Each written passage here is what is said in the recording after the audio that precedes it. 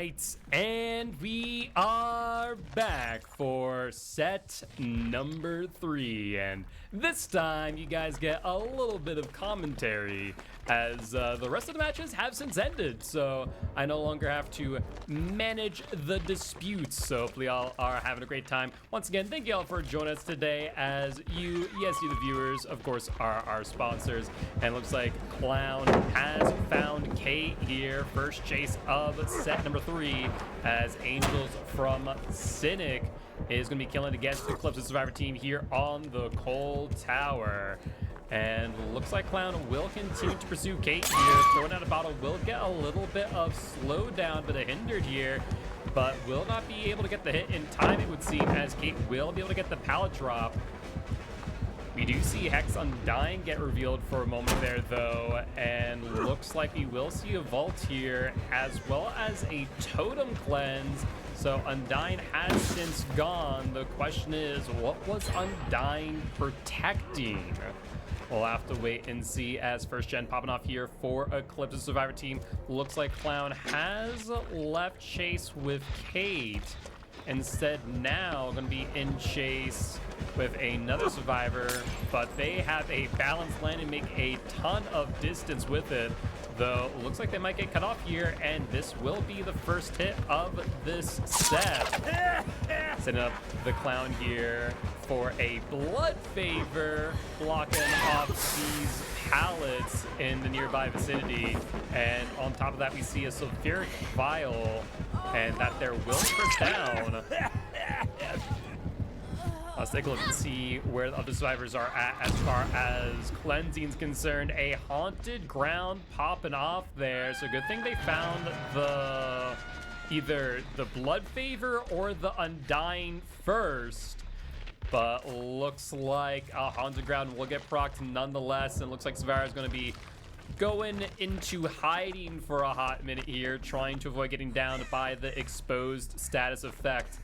As I was talking in chat a little bit earlier, very likely that we're going to be looking at general balancing for next season. If we do, probably going to remove all of the exposed effects, but we'll have to wait and see. So far, team's been doing a fantastic job as far as managing themselves in their matches, as we have upwards of 32 teams participating at a single time. This Survivor, though, caught between a rock and a hard place, though, and looks like they will attempt a dead hard, but all for naught, as with that hindered status effect, they just are not able to get there. So second hook here for the Survivor, one hook away from being sent back to Campfire via the entity.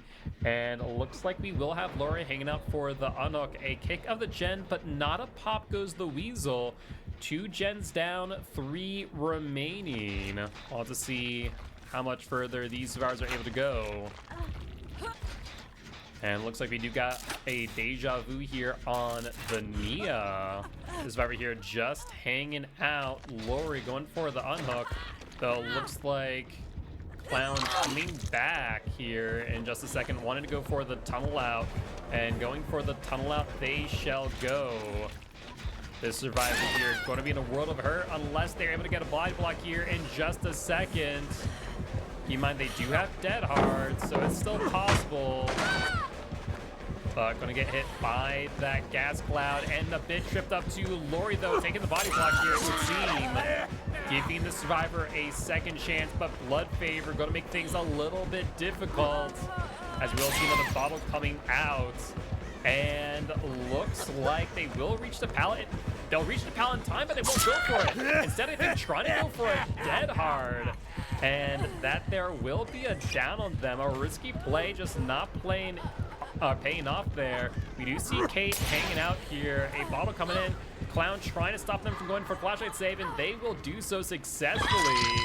But that will be the first survivor sent back to Campfire via the entity. 3rd gen, though, popping off for the survivors. 2 gens away before the exit gates are powered.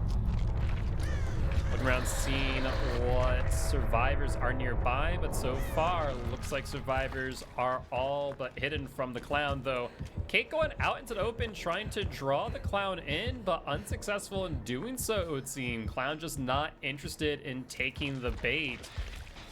Instead, find themselves pretty close by to Nia, it would seem, but Clown unaware of her presence. But that is only going to last for so long as Clown now in chase with Nia, going back to Shaq from the looks of things. Trying to throw out a bottle, will get the hindered effect and the buzz, but Clown sensing the mind game will get the hit. Blood Favor once again activating. Survivors just have not been able to find the lit totem. And the pallet seemingly blocking that vial. Clown with the mind game, but Nia holding strong. However, that's a lot of hindered, and that there will be the down on the Nia. We do see 2 survivors on gens. Let's take a look and see the progress. Lori about to finish up. Kate just about at 33%, so a little bit more time here on this gen before too long. But if Lori comes over for the assist, it won't be long before the X gate is powered. Kate a little bit concerned about a potential Spiritual Pain residence, but nothing there. And looks like Lori will be setting up for the unhook. And about 45 seconds until Kate completes her gen. We do hear Taterays approaching, so Clown trying to come in and protect their remaining gen. But Taterays going to be disappearing. It looks like Clown wanting to actually protect the unhook, not worried about the gen. Keep in mind, gens are the primary win condition. There's the Blood Favor, there's the hit, there's the down. Looks like Clown going for a bit of a slug play here. And Nia not going to be long for this world either, as she will go down as well. However, keen-eyed viewers may have noticed on the Lori there, that is a yellow bar, meaning that is in fact a unbreakable. But Clown will get here before the unbreakable procs. However, I imagine Kate will be popping off this last gen here in just 1 second.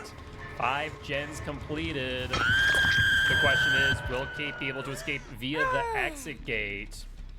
We'll have to wait and see, as these exit gates are really close together.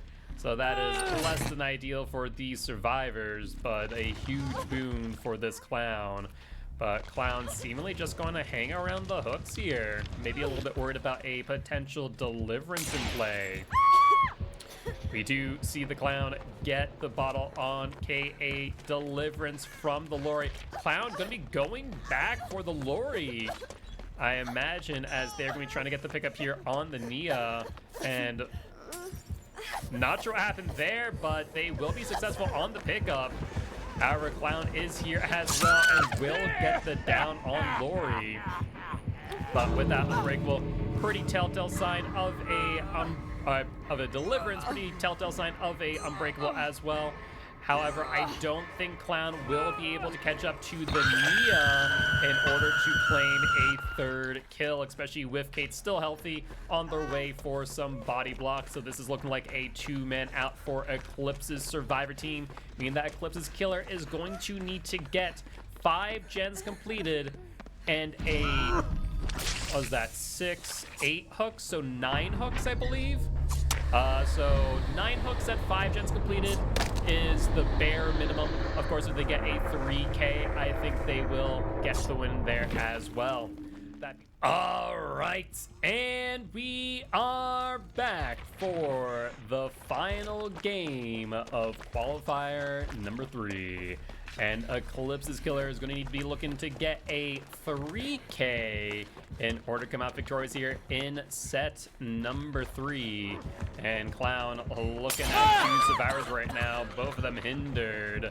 And looks like we'll probably see the first hit here on the Rebecca, I imagine. Sure enough, that appears to be the case, as they will get the hit prior to the pallet. There's a Blood Favor as well. Blood Favor definitely a bit of a favorite of these killers, and for good reason, as one can imagine, as it is quite strong. However, Life going to be getting them quite some distance here, allowing them to make their way over towards a strong pallet. Looking like the Clown will drop chase, however, as Nancy on a totem. And looks like they will be forced to jump off of it, as Renato taking a hit. 2 survivors on totems actually at the same time. Renato going down nonetheless, and looks like Maze Rush trying to set up just for the right time to cleanse, as 2 popped off. No Hex haunted ground, it would seem. So potentially getting the Undying plus the Blood Favor there, which will be a huge boon to Survivors if that is the case. Nancy dropping pallet at Shaq. Clown, we thrown a bottle back behind. And looks like Nancy trying to identify where the Clown is or where they have gone. But Clown will have snuck up to them. Let's see if their Blood Favor still in the mix. There is not, so no reason for these Survivors to try and prioritize the totems at this point in time. But Overcome will give Nancy quite a bit of distance here. 3 Survivors currently injured. Renato, the only one who has been hooked. And looks like the Clown will have found them once again and will be in chase. Renato going to pre-drop the pallet here for good measure, trying to get a little bit of distance between them and the Clown. Clown, though, priming a bottle, going to be trying to use their haste sass effect here. Renato going to be going up to the top of main. I imagine a bounce landing play here as they will drop down. Sure enough, that is a bounce landing, giving them some extra distance. And Renato going to try and bring them away from the main building over to the LT wall. Not a lot of resources in this back corner, though. Renato might be in a bit of a dire situation, especially as they have interrupted a gen around here. We do see a survivor nearby. Clown picking up.